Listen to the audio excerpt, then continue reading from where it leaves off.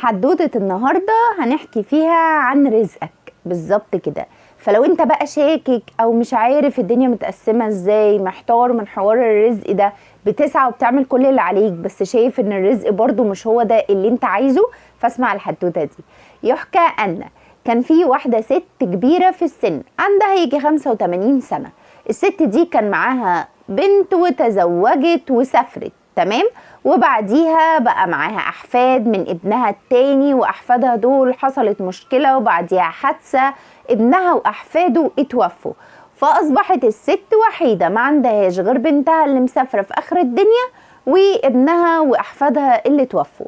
المهم حصلت مشاكل تاني وبنتها برضو اتكلت على الله، فاصبحت الست دي وحيدة تماما، لا يوجد من يرثها. تمام، وركز معايا.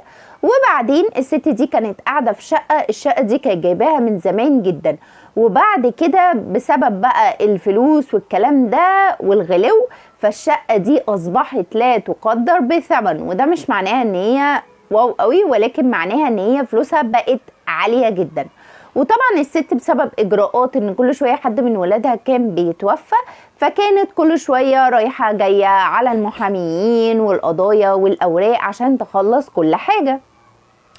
وفي يوم من الأيام صاحبنا المحامي سمع مشكلتها وشاف اللي عندها وعرف مكان شقتها، وراح زارها وعمل معاها الواجب وكله تمام. وفكر المحامي ده ودماغه اشتغلت عليها، طب ليه لأ؟ ليه أنا ما استنفعش من الست دي وشقتها وأقدر أخد الشقة بتاعتها من غير ما تحس؟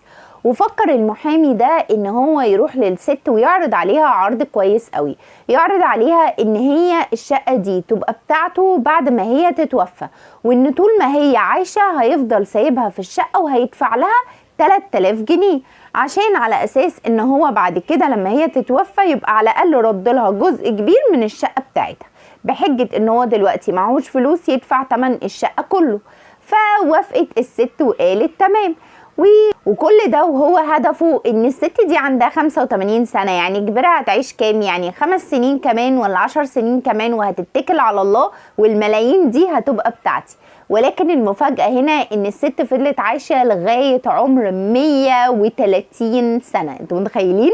يعني الست فضلت عايشة حوالي 40-50 سنة كمان. ومش بس كده، ده المحامي هو اللي جاله مرض وهو اللي تعب وهو اللي مات قبلها كمان.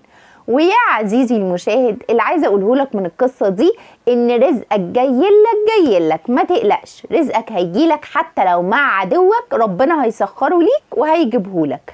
اما بقى عن الارزاق، فحابه اقول لك معلومه بسيطه قد كده. الارزاق بتاعتنا بتتقسم نوعين، في رزق انت مش محتاج تسعى له، هو هيجيلك لغايه باب بيتك ويخبط عليك، مع قريبك بقى، مع صاحبك، مع اي حد، المهم حتى لو كانت فلوس هتلاقيها في الشارع، ده رزقك وهيجيلك من غير ما تسعى ليه. اما بقى نوع الرزق التاني، والرزق ده بيبقى مكتوب لك ولكن بشرط ان انت تسعى ليه، يعني انت لو ما سعيتلوش مش هيجيلك بالظبط كده. ده بقى نوع الرزق التاني، ان انت لو فعلا ما سعيتلوش هو مش هيجيلك. واما بقى عن اكذوبة ان الرزق ده متقسم وان ارزقنا 24 قيراط، فمؤخرا انا لسه عارفه من احمد ابو زيد، وطبعا ليه كل الشكر اخويا الغالي، ان المعلومه دي اكذوبه جدا، ويا ريت تدخلوا تتفرجوا على الفيديو بتاعه بجد هيفيدكم جدا.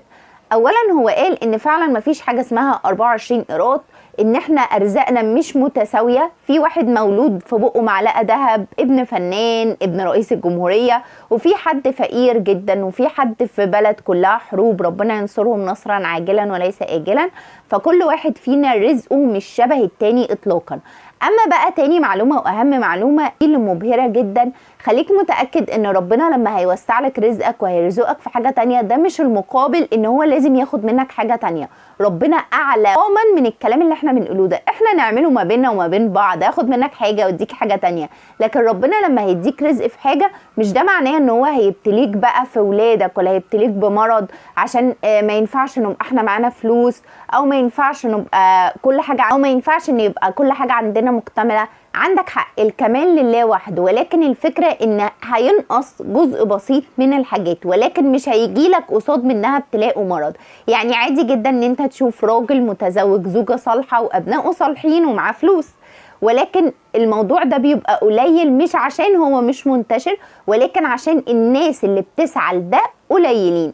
الراجل اللي بيسعى ان هو يتزوج زوجة صالحة وزوجة صالحة ويحافظ على بيته بعد كده، ده قليل. الراجل اللي بيحاول دايما يفكر ازاي يطور من نفسه، ازاي يطور من حياته، ده قليل. الراجل اللي دايما بيحافظ على اولاده ويجعلهم دايما في بيئة صالحة ويحاول دايما يشدهم للدين وللصلاة والاخلاق الكويسة، ده قليل. عشان كده ده مش منتشر، ولكن مش معناه ان الارزاق قليلة في الموضوع ده. الارزاق كتير، بس اللي يسعى لها. فلو انت بتسعى بقالك كتير وحاسس ان رزقك لسه ما جاش ومتضايق او متضايقه وشايفه نفسك تعبانه ومرهقه وبتسعي وبتعملي كل ما في طاقتك، فبقولك ان رزقك جايلك، بس هو ناقص حبه سعي صغيرين زياده عليهم.